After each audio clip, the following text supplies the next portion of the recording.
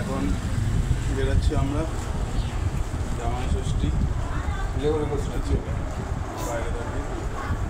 চলো ছোট্ট করে একটা ভিডিও শেয়ার করবো। তা আমরা চলে এসেছি শ্বশুরবাড়ি, এক্ষুনি চলে আসবে দিদি শুভ্রান্তরা। বলতে বলতে শুভ্রান্ত আর দিদিও চলে এসছে। জামাই আসো আসো, একসাথে গল্প হবে, মজা হবে।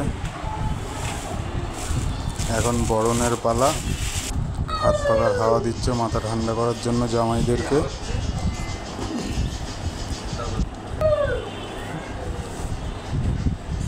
আর এই এখন সব থেকে বড় মানুষটাকে এখন হাওয়া দিচ্ছে। এখন নিজেই ব্যস্ত হয়ে গেছে, নিজের হাতে নিজে হাত পাখা দিয়ে হাওয়া করবে সবাইকে।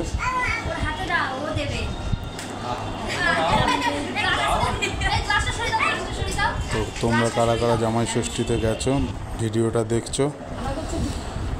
আর অঙ্কিতা আজকে ষষ্ঠী যেহেতু ও নিরামিষ খাবে, তাই নিরামিষ রান্না করছে, আর আমি পাশে বসে একটু ভিডিও তুলছি।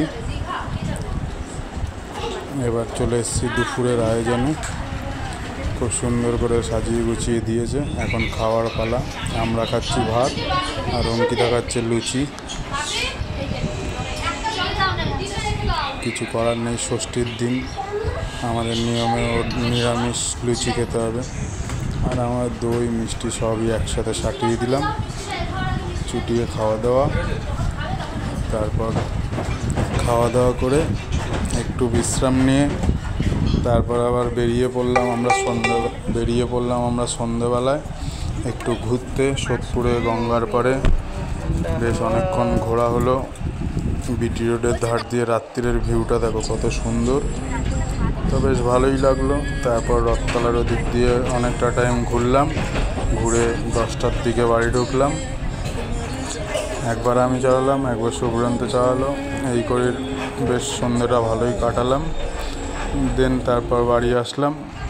বাড়ি এসে এখন বাজে 11টা 10, খাওয়া দাওয়া হয়ে গেছে, এখন বাড়ি চলে গেলাম।